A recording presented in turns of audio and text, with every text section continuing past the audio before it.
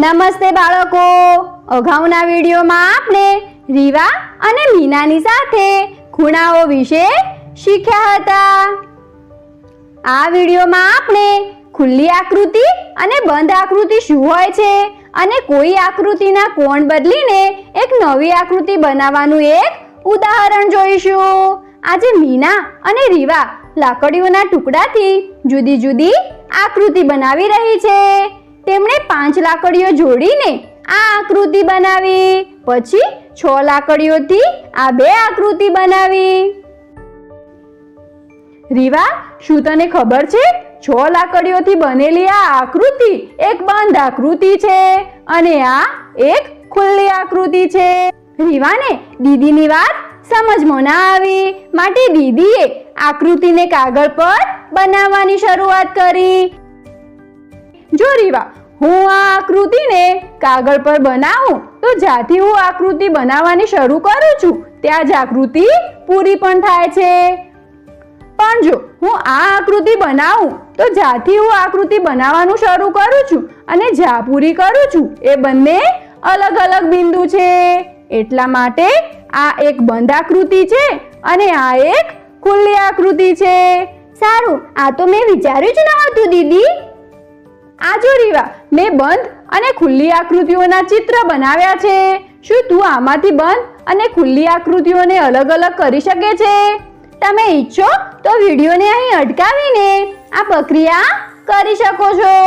હા, એકદમ સાચું કહ્યું। આ બંધ આકૃતિઓ છે અને આ ખુલ્લી આકૃતિઓ છે। ચાલ રીવા, હવે હું તને 7 લાકડીઓ આપું છું। શું તું આમાંથી એક બંધ આકૃતિ બનાવી શકે છે?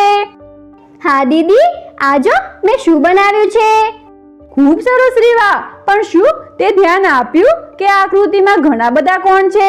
શું તું આકૃતિના કોણ ઓળખી શકે છે?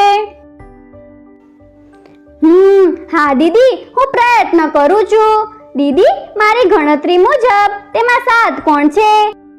એકદમ સાચું ઓળખી બતાવ્યું તે રીવા। હવે શું તું આ આકૃતિના કોણને બદલીને કોઈ નવી આકૃતિ બનાવી શકે છે? રીવાએ 7 લાકડીઓથી બીજી આ આકૃતિ બનાવી। ચાલો આ આકૃતિને કાગળ પર બનાવીએ।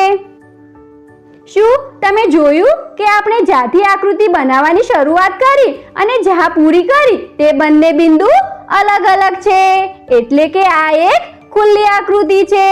શું તમે જોયું કે આપણી આસપાસની વસ્તુઓમાં પણ અલગ અલગ કોણ બને છે? જેમ કે આ ચીંચવામાં, ઘડિયાળના કાંટામાં પણ અલગ અલગ સમયે અલગ અલગ કોણ બનાવે છે। આ વિડીયોમાં આપણે જોયું કે એક એવી આકૃતિ જેનું શરૂઆતનું બિંદુ અને અંતિમ બિંદુ એક જ હોય છે તેને બંધ આકૃતિ કહે છે, અને એવી આકૃતિ કે જેનું શરૂઆતનું બિંદુ અને અંતિમ બિંદુ અલગ અલગ હોય છે તેને ખુલ્લી આકૃતિ કહે છે।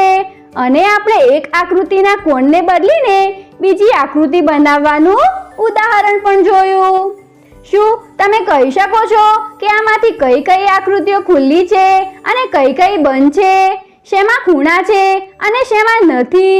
વિચારો અને સાચો જવાબ જાણવા માટે હવે પછીનો વિડીયો જુઓ। આગળના વિડીયોમાં આપણે કોણ ઓળખવા માટેની કેટલીક સામાન્ય ભૂલો વિશે શીખીશું। આભાર।